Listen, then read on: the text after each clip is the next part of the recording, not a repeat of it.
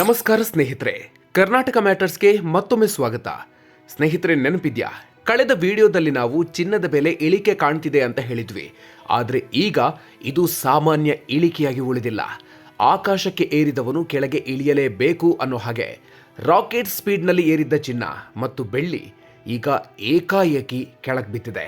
ಚಿನ್ನ ಕೊಳ್ಳೋಕೆ ಆಗ್ತಾ ಇಲ್ವಲ್ಲ ಅಂತ ಬೇಜಾರಾಗಿದ್ದವರಿಗೆ ಇವತ್ತಿನ ಈ ಸುದ್ದಿ ಖಂಡಿತ ಸ್ವಲ್ಪ ನೆಮ್ಮದಿ ಕೊಡುತ್ತೆ. ಹೌದು ಸ್ನೇಹಿತರೆ, ಕೇವಲ 3 ದಿನದಲ್ಲಿ 10 ಗ್ರಾಂ ಚಿನ್ನದ ಬೆಲೆಯಲ್ಲಿ ಬರೋಬ್ಬರಿ 27,000 ರೂಪಾಯಿ ಇಳಿಕೆಯಾಗಿದೆ. ಬೆಳ್ಳಿಯಂತೂ ಕೇಳೋದೇ ಬೇಡ, ಬರೋಬ್ಬರಿ 1 ಲಕ್ಷ ರೂಪಾಯಿಗೂ ಹೆಚ್ಚು ಇಳಿಕೆಯಾಗಿದೆ. ಬನ್ನಿ, ಇಂದಿನ ಅಂದ್ರೆ ಫೆಬ್ರವರಿ 2, 2026 ಸೋಮವಾರದ ಲೇಟೆಸ್ಟ್ ರೇಟ್ ಎಷ್ಟಿದೆ, ಈ ದಿಢೀರ್ ಕುಸಿತಕ್ಕೆ ಅಮೆರಿಕಾದಿಂದ ಬಂದಿರೋ ಆ ಹೊಸ ಸುದ್ದಿ ಕಾರಣನ ತಜ್ಞರು ಹೇಳೋ ಪ್ರಕಾರ ಚಿನ್ನದ ರೇಟ್ ಇನ್ನೂ ಇಳಿಯುತ್ತಾ ಅಥವಾ ಮತ್ತೆ ಏರುತ್ತಾ, ಎಲ್ಲವನ್ನು ಇವತ್ತಿನ ವಿಡಿಯೋದಲ್ಲಿ ಡೀಟೇಲ್ ಆಗಿ ನೋಡೋಣ. ಮುಂದುವರಿಯೋದಕ್ಕೂ ಮೊದಲು ನೀವಿನ್ನೂ ನಮ್ಮ ಚಾನಲ್ಗೆ ಸಬ್ಸ್ಕ್ರೈಬ್ ಮಾಡಿಲ್ಲ ಅಂದರೆ ಈಗಲೇ ಸಬ್ಸ್ಕ್ರೈಬ್ ಆಗಿ ಬೆಲ್ ಐಕಾನ್ ಪ್ರೆಸ್ ಮಾಡಿ. ಸ್ನೇಹಿತರೆ, ಮೊದಲಿಗೆ ಇಂದಿನ ದರವನ್ನ ನೋಡೋಣ. ಇದು ನಿಜಕ್ಕೂ ಶಾಕಿಂಗ್ ನಂಬರ್ಸ್. ಜನವರಿ 29ರಂದು ಬೆಟ್ಟದಷ್ಟು ಏರಿದ್ದ ರೇಟ್ ಈಗ ಪಾತಾಳದ ಕಡೆಗೆ ಮುಖ ಮಾಡಿದೆ. ಇವತ್ತು ಒಂದೇ ದಿನ ಶುದ್ಧ ಚಿನ್ನದ ಬೆಲೆ 10 ಗ್ರಾಂಗೆ ಬರೋಬ್ಬರಿ 9,050 ರೂಪಾಯಿ ಇಳಿಕೆ ಆಗಿದೆ. ಇದರೊಂದಿಗೆ ಕಳೆದ 3 ದಿನಗಳಲ್ಲಿ ಒಟ್ಟು 27,320 ರೂಪಾಯಿ ಕಡಿತ ಆದಂತಾಗಿದೆ. ಸೊ ಬೆಂಗಳೂರಿನಲ್ಲಿ ಇವತ್ತಿನ ರೇಟ್ ಹೀಗಿದೆ.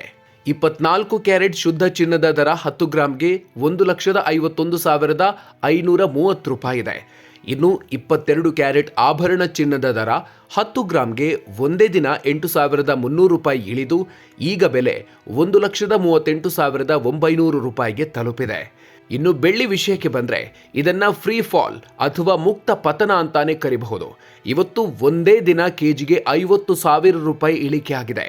ಕಳೆದ 3 ದಿನದಲ್ಲಿ ಒಟ್ಟು 1,10,000 ರೂಪಾಯಿ ಇಳಿಕೆಯಾಗಿ ಸದ್ಯ 1 ಕೆಜಿ ಬೆಳ್ಳಿ ಬೆಲೆ 3 ಲಕ್ಷ ರೂಪಾಯಿಗೆ ಬಂದು ನಿಂತಿದೆ.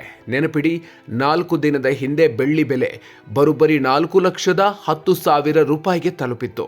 ಅರೆ, ನಿನ್ನೆ ಮೊನ್ನೆ ಅಷ್ಟೊಂದು ಡಿಮ್ಯಾಂಡ್ ಇದ್ದ ಚಿನ್ನ ಈಗ್ಯಾಕೆ ಹೀಗೆ ಕುಸಿತಾ ಇದೆ?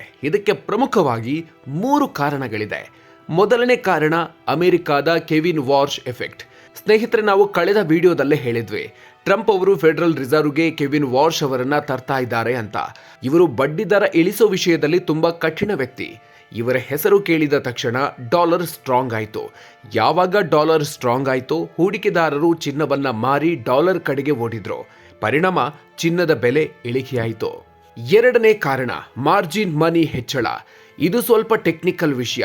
ಸಿಎಂಇ ಗ್ರೂಪ್ ಅಂತಾರಾಷ್ಟ್ರೀಯ ಮಾರುಕಟ್ಟೆಯಲ್ಲಿ ಚಿನ್ನ ಮತ್ತು ಬೆಳ್ಳಿ ಟ್ರೇಡಿಂಗ್ ಮೇಲಿನ ಮಾರ್ಜಿನ್ ಅಂದ್ರೆ ಮುಂಗಡ ಠೇವಣಿಯನ್ನ ಜಾಸ್ತಿ ಮಾಡಿದೆ. ಚಿನ್ನದ ಮೇಲೆ 6% ಇದ್ದ ಮುಂಗಡ ಠೇವಣಿಯನ್ನ 8%ಗೆ ಹಾಗೂ ಬೆಳ್ಳಿ ಮೇಲೆ ಇದ್ದ ಮುಂಗಡ ಠೇವಣಿಯನ್ನ 11%ನಿಂದ 15%ಗೆ ಏರಿಕೆ ಮಾಡಿದೆ. ಇದರಿಂದ ಟ್ರೇಡರ್ಸ್ಗೆ ಸುಲಭವಾಗಿ ಸಾಲದ ಹಣದಲ್ಲಿ ಟ್ರೇಡ್ ಮಾಡೋಕೆ ಆಗ್ತಿಲ್ಲ. ಹೀಗಾಗಿಯೂ ಬೆಲೆ ಇಳಿಕೆ ಕಂಡಿದೆ. ಮೂರನೇ ಕಾರಣ ಲಾಭದ ಆಸೆ. ಕಳೆದ ವಾರ ಬೆಲೆ ಸಿಕ್ಕಾಪಟ್ಟೆ ಏರಿತಲ್ವಾ, ಅದಕ್ಕೆ ಎಷ್ಟೋ ಜನ ಹೂಡಿಕೆದಾರರು ಸಾಕಪ್ಪ ಇಷ್ಟು ಲಾಭ ಅಂತ ತಮ್ಮ ಹತ್ತಿರದಂಥ ಚಿನ್ನ ಬೆಳ್ಳಿಯನ್ನ ಮಾರಾಟ ಮಾಡಿದ್ದಾರೆ.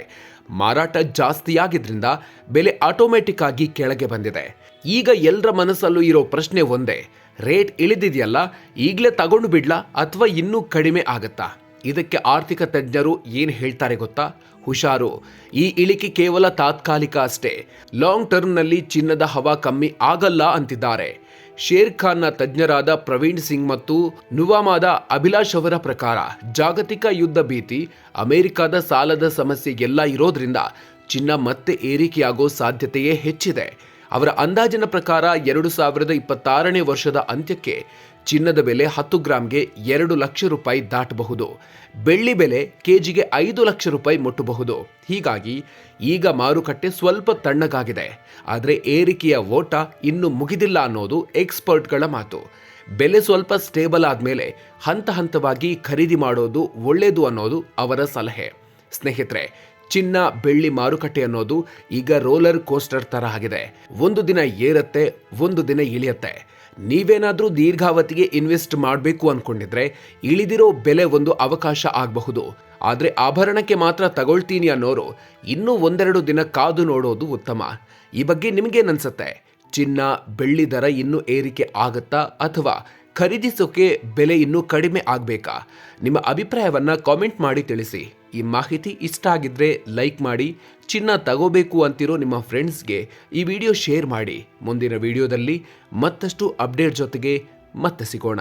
ಅಲ್ಲಿವರೆಗೂ ನಮಸ್ಕಾರ.